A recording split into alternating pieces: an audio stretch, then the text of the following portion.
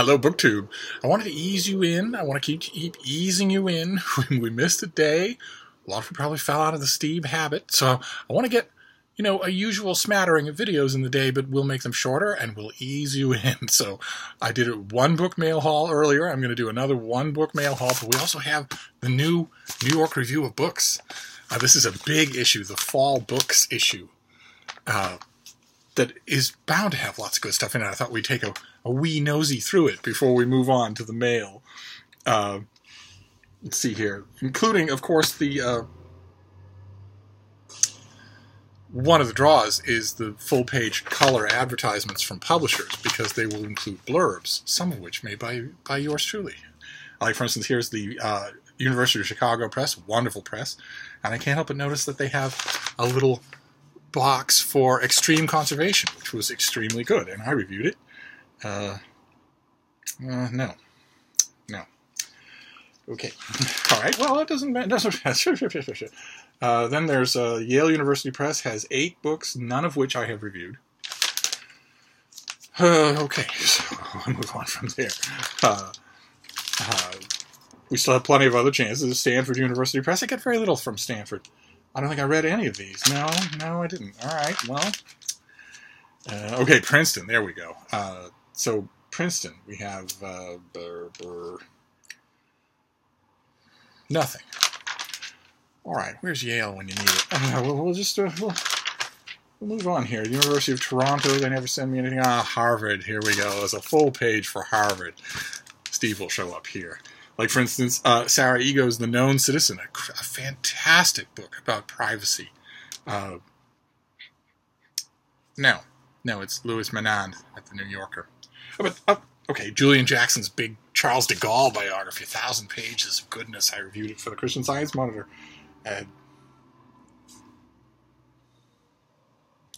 No, Adam Gopnik in The New Yorker, then some schmo at the Wall Street Journal, and Max Hastings in the Times. Okay.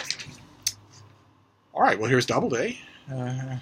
There's Anne Applebaum's Red Famine, which I reviewed. No, it's Timothy Snyder at the Post. Okay. All right, well, Columbia University Press, nothing. University of California Press, nothing. All right, well, let's just go back to the table of contents, shall we? Let's see what's in the fall books issue. So they're doing Simon Callow, who is a well-known actor, but he's also a heck of a writer. Those of you who have read his multi-volume biography of Orson Welles will know what I mean. It's amazing to find talent so developed in both arts.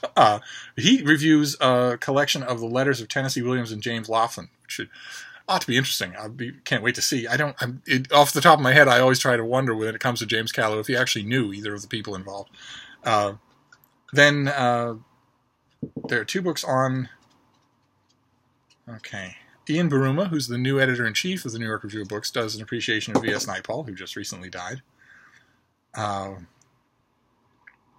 There's a review of The World as It Is, Ben Rhodes' memoir about his time in the Obama White House, a book that I thought was really charming, but not at all balanced. It's an obvious work of hero worship, and as with all obvious works of hero worship, there's quite a bit of self-aggrandizing going on.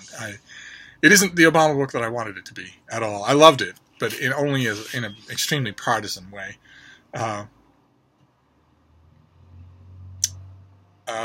Okay. Well, Sue Halpern does a full-length review of The Known Citizen by Sarah Ego. Okay, that's kind of odd.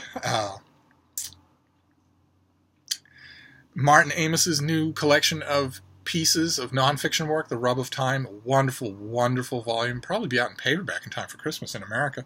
That gets reviewed. New history of the history of and nature of factory work in the modern West. I kind of passed on the book, and it gets a review. That's great. Great for it, anyway. Max Hastings is in here, writing books about the intelligence network in America. Boy, none of the books that are actually reviewed in here are really jumping out as Steve books. Ian Jack reviews Ian Sinclair's The Last London, which was a really good book, but not a Steve book. Okay, so this will be a great, big issue of the New York Review of Books, but I'm not sure that it'll have anything that really sings to me. But then we have the package. It's not very big, but it'll help to ease us back in to the routine. I have a whole bunch of things I want to talk to you about. I'll make more videos tomorrow when it's not nighttime.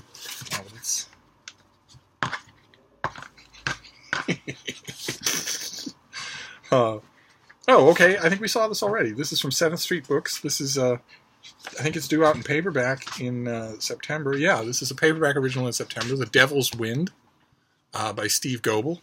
This is a Spider John mystery. Historical fiction, if I remember correctly.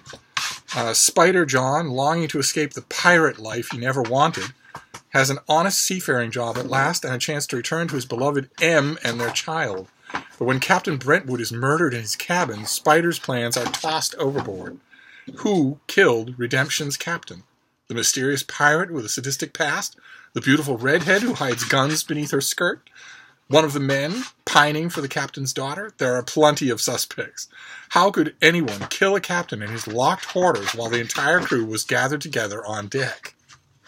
Before he can solve the puzzle, Spider John and his ex-pirate friends Hob and Odin will have to cope with violence, schemes, nosy Royal Navy officers, and a deadly trap set by the ruthless pirate Ned Lowe. Fantastic. So it's a closed-door mystery set on a ship. I don't know that we did see this in this channel. So that is our book for today. The Devil's Wind. That goes on the pile today. So we have the Fall Books issue of the New York Review of Books and Devil's Wind. So there we go. A nice, manageable length of a video. I'll wrap this up for today, and then I'll see you all tomorrow for plenty more. Thank you, BookTube.